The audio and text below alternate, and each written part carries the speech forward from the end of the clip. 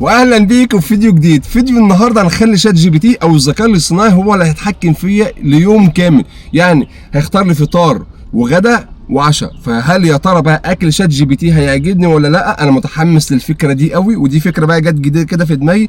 فلو انتم متحمسين زي انزلوا اعملوا لايك وكومنت واشترك في القناه لو لسه ما اشتركش حالا. فتخيل بقى لو في حد اجبرك على اكله انت مش بتحبها، هتاكلها ولا لا؟ فده اللي هنشوفه النهارده. فهنخلي بقى شات جي بي تي هو اللي هيحدد لي اكلي فطار وغدا وعشاء. فربنا يستر وما يختارليش حاجه انا ما بحبهاش، يعني عشان في بعض اكلات كده يعني ايه مش ما بحبهاش، ما باكلهاش قد كده يعني.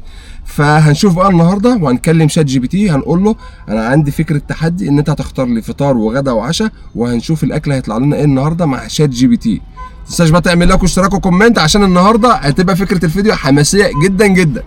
يلا بينا بقى ايه نكلم شات جي بي تي ونقول له السلام عليكم. وعليكم السلام، اهلا، عامل ايه؟ والله الحمد لله. بصي انا معايا فكره فيديو انا بعملها النهارده، تمام؟ تحدي يوم كامل فطار وغدا وعشاء، شات جي بي تي هو اللي هيحدد لي الفطار والغدا والعشاء. لذيذ ده. طب بس الاول قول لي، بس انت ليك في الاكل المصري اكتر ولا الاكل الاجنبي بقى؟ اي حاجه انت تحددي لي، اي حاجه. شوف انت عايزه تحددي لي ايه؟ اي حاجه على ذوقك انت الشخصي. على ذوقي انا. اه فكره حلوه قوي للفيديو، هتخلي المشاهدين يتابعوك. بالنسبه للفطار هقول لك حاجه مشبعه وحلوه في التصوير، مثلا 2 كرواسون محشيين، واحد جبنه وواحد تركي، ومعاهم بطاطس، ومعاهم عصير برتقال فريش. يلا نشوف يستاهل ولا لا. ايه رايك بعد ما تخلص الفطار اختار لك الغدا وبعده العشاء؟ اوكي مفيش، خلاص من اختياري. تمام مفيش مشكله. خلاص هنجيب الفطار وهنرجع حالا بعد الفطار نشوف الغدا هيبقى ايه. حلو جدا، اتفقنا. استناك تبعت لي لقطه من الفيديو بعد الفطار علشان اظبطك كده. اوكي يلا سلام. طيب يا جماعه يبقى كده ايه، الذكاء الاصطناعي او شات جي بي تي اختار لي اول حاجه الفطار، كرواسون محشي جبنه بطاطس وعصير فريش. تقريبا ده احلى فطار هفطره في حياتي، واول مره افطر فطار زي ده. احنا متعودين على الفطار التقليدي اللي هو الفول والطعميه. فخلينا بقى ايه نروح نجيب الفطار بتاعنا اللي هو اختاره لنا شات جي بي تي، وهنشوف هل طعمه هيبقى حلو ولا لا. يلا بينا بسم الله. نجيب عند العبد هنا نجيب ايه الكرواسون بتاعنا. شكرا. وجبنا الكرواسون من عند العبد. فاضل بقى البطاطس، هنجيبها من بطاطس عند زلابيا طبعا.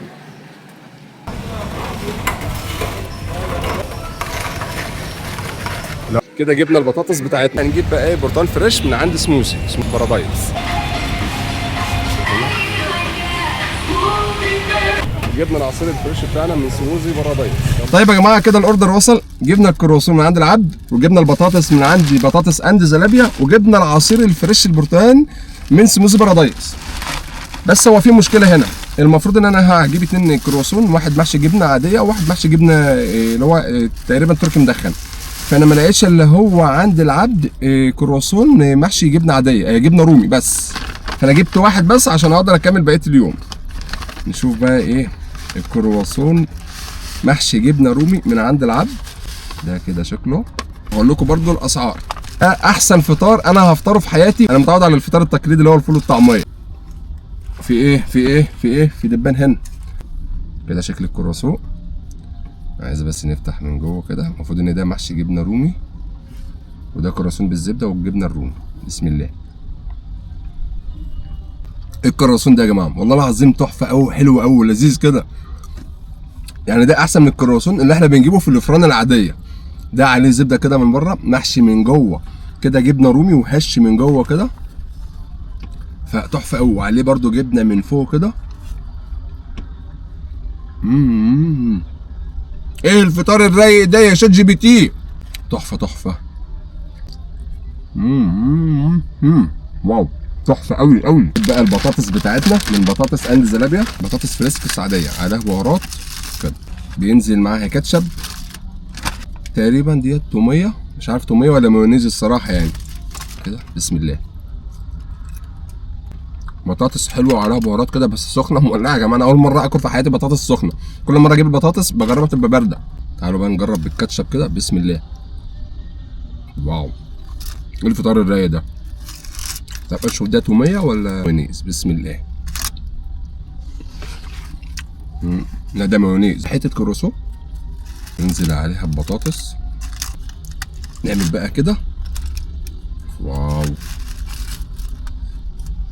ده الشكل كده. بسم الله.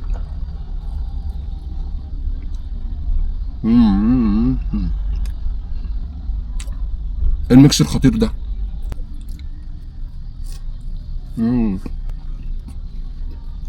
خلصنا هنا الفطار، وجبت من عندي سموزي بارادايس البرتقان الفريش. هنقول بسم الله.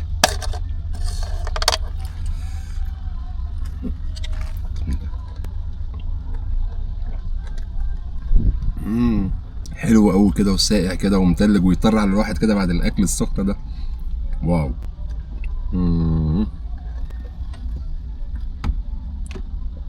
ده ايه الفطار الرايق ده؟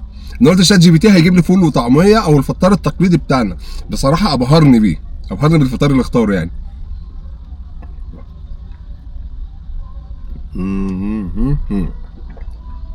حلو قوي كده وعصير فريش كده ومتلج كده في الجو ده، تحفه قوي.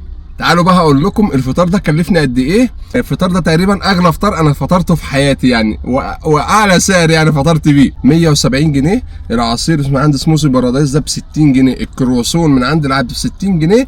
طبق البطاطس ب 50 جنيه. يعني الاجمالي كله 170 جنيه يا جماعه. ده الفطار بس. فيلا بينا بقى عشان هنتكلم بقى شات جي بي تي وهنطلب بقى منه الغدا، واشوف هيقول لنا الغدا ايه. يا رب يكون حاجه حلوه كده زي الفطار كده، بس ما يكونش غالي بالسعر ده كده يعني. بسم الله. راح فين؟ اشتغل بقى. مساء الخير. مساء النور. ها ايه الاخبار؟ ايه عملت ايه في والله الحمد لله. انا الفطار كان حلو. عايز بقى وقت الغدا بقى يعني، شوف هتختاري لي ايه. الفطار كان 10 على 10 بس كان غالي شويه. فايه انا عايز الغدا بقى. اختار لي الغدا بقى. النهارده غدايا شاورما كايزر لحمه وصوابع بطاطس مقرمشه وبيبسي ساقع. كده بسيط ويدخل في ثواني. اوكي. لا حلو قوي. حلو قوي الغدا ده. خلاص بص هنتغدى ونرجع تاني. شوف بقى العشاء. يلا بالهنا والشفا. اوكي. استناك. اوكي. كل بالراحه. حاضر. طيب يا جماعه يبقى كده ايه، شات جي بي تي اختار لي ان انا هاكل شاورما لحمه كايزر. مش عارف اشمعنى كايزر يعني، ما جاتش كده. وبطاطس وهنجيب بيبسي. فيلا بينا بقى عشان نروح نجيب الغدا. ماشي يا سمعت، هات لي واحد كايزر لحمه. طبعا بقى دخلنا طلبنا الاوردر بتاعنا، واحد شاورما كايزر لحمه من مطعم شاورما مصر.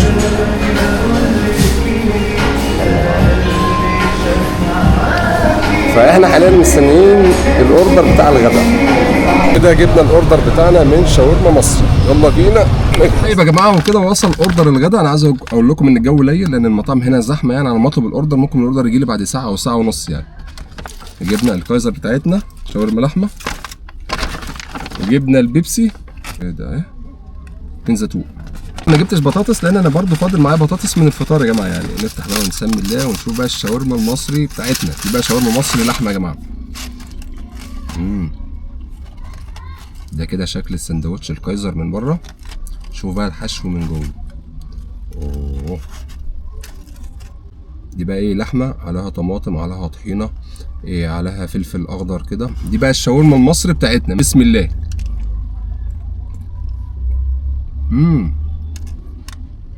طب واحده الله جميله وفيها سنه سبايسي قوي كده. يا جماعه الشاورما المصري مصر برضه لا لا عليها. طبعا بينزل لك معايا هنا زيتون، 2 زيتون مش عارف ليه، الزيتون تنتين.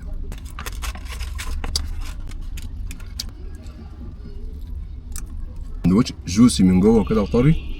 بس السندوتش يا جماعه الشاورما المصري لا يعلى عليها برضه. التتبيله بقى اللي عليها كده اللي هو الطماطم والخضار والطحينه مخليه السندوتش اللحمه ده في حته تانيه. طبعا معانا هنا بطاطس من الفطار، فانا ما طلبتش بطاطس يعني عشان احنا معانا بطاطس هنا. السندوتش بتاعنا المخصوص نحط فيها بطاطس. بسم الله.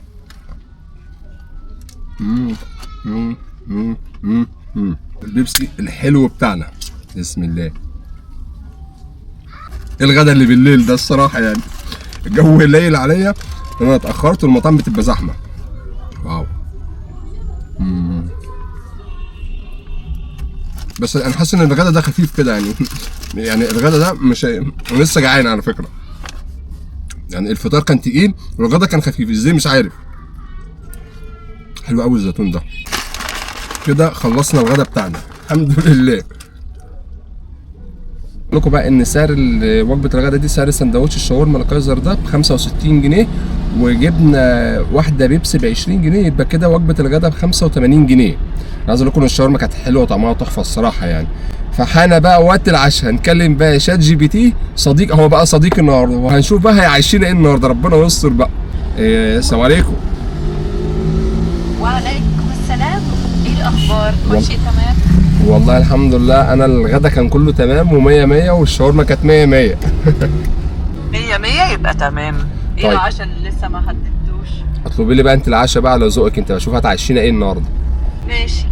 ايه رأيك في عشاء خفيف؟ علشانك النهارده يا سعيد وجبة العشاء بتاعتنا هتبقى كشري مصري بالدقة. جاهز؟ يلا. كشري مصري بالدقه؟ بالظبط، كشري مصري بالدقة، وبالهنا والشفا عليك. كل بهدوء واستمتع. اوكي. يلا الشفا. جود باي، مع السلامه. سلام. مع السلامة. يا جماعه ده، يا جماعه يا نهار ابيض، ده بتقول لي ده عشاء خفيف كشري مصري بالدقه. يعني ده العشاء الخفيف؟ انت كشاف فصل. يعني انت تطلبي لي في الغدا، شات جي بي تي ضرب لي في الغدا سندوتش شاورما، سندوتش قد كده، وفي العشاء بيطلب لي كشري مصري. ده بقى اللي يمشي ورا شات جي بي تي او الذكاء الاصطناعي. طيب انا لازم بقى، ما دام ده التحدي بتاع النهارده، فانا لازم يعني ايه انفذ اللي هو طلبه مني. فاحنا دلوقتي هنروح على اقرب محل كشري او مطعم كشري، وهنطلب كشري مصري بالدقه. يلا بينا. طيب يا جماعه بقى، جينا عشان نطلب الكشري من كشري التحرير. كشري التحرير اهوت، فاحنا هنطلب بقى ونشوف ايه. في قاعده فوق؟ انا بطلب فوق، لو قعدت بطلب يا جماعه، عشان انا حسيت ان انا مخنوق في العربيه، فانا هطلع بقى ايه، نطلع نطلب فوق كشري التحرير، نطلب بقى الاوردر من فوق. يا نهار ابيض على الزحمه. بس انا عايز اقول لكم ان هنا كميه زحمه مش طبيعيه يعني. عايز اوريكم الفيو من فوق.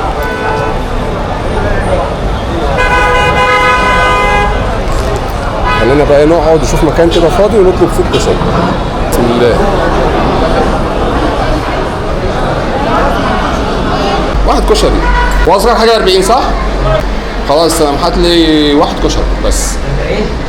طيب يا جماعه، واحنا كده مستنيين الكشري بتاعنا، بس انا مستغرب شكل يعني، لا قال لي عصير ولا بيبسي ولا اي حاجه نحل يعني. مش عارف بقى كشري التحرير اللي في مطروح ده هو ده الاصل ولا لا، بس هنا في كريبات وفي كبده وفي سندوتشات وفي برجر وفي كشري، وبيقولوا في بيتزا كمان.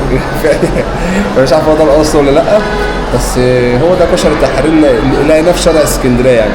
فاحنا دلوقتي مستنيين الاوردر بتاعنا، وطلبت ايه؟ طلب كشري حبيبي يا غالي.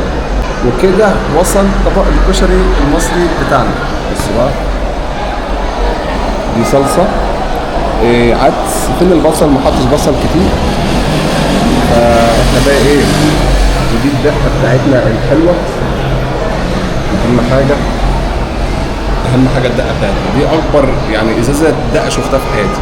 هنعمل كده بسم الله، وهننزل بقى كده.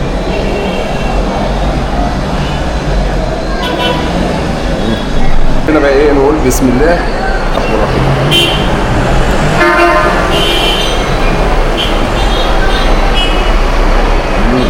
مش حراق ليه؟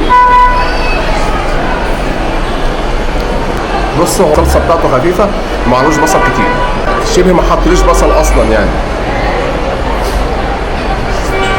انا كنت اتمنى يكون احلى من كده، هو طعمه عادي الصراحه يعني، بس كنت اتمنى يبقى فيه تيست عالي. الدقه بتاعته مش قويه كده، والصلصه بتاعته خفيفه قوي يعني. بص تحس ان الكشري ابيض خالص يعني، والبصل مفيش بصل خالص. احنا النهارده مش جايين نقيم ولا اي حاجه في المطاعم، بس فكره الفيديو كلها ان احنا جايين النهارده عشان نخلي شات جي بي تي او الذكاء الاصطناعي هو اللي يحدد لي فطار وغدا وعشاء. كده نزلنا من كشري التحرير يا جماعه. الصراحه انا عايز اقول لكم الكشري يعني ما كانش حلو قد كده، فدي كانت اول واخر تجربه يعني. هو عادي يعني، كشري مش قد كده يعني، هو عادي يعني خالص. فهو كشري تحرير، مش عارف اكتبوا لي في الكومنتات ده هو ده الكشري الاصلي بتاع مصر ولا لا، ده التحرير الاصلي ولا لا. نروح بقى نركب عربيتنا الحلوه كده عشان نركنها. يبقى يا جماعه كده خلاص خلصنا العشاء وخلصنا الفيديو بتاع النهارده، بس احنا بقى حابين نشكر شات جي بي تي على اليوم الجميل ده، نكلمه ونشكره. ازيك عامله ايه؟ الحمد لله انا تمام، وانت؟ والله انا الحمد لله. انا عايز اقول لك ان اليوم كان جميل النهارده، وحبيت بس اشكرك النهارده على اليوم الجميل ده. تسلم يا اهلا وسهلا. انا مبسوطه ان يومك كان حلو. ايه اكتر حاجه عجبتك النهارده؟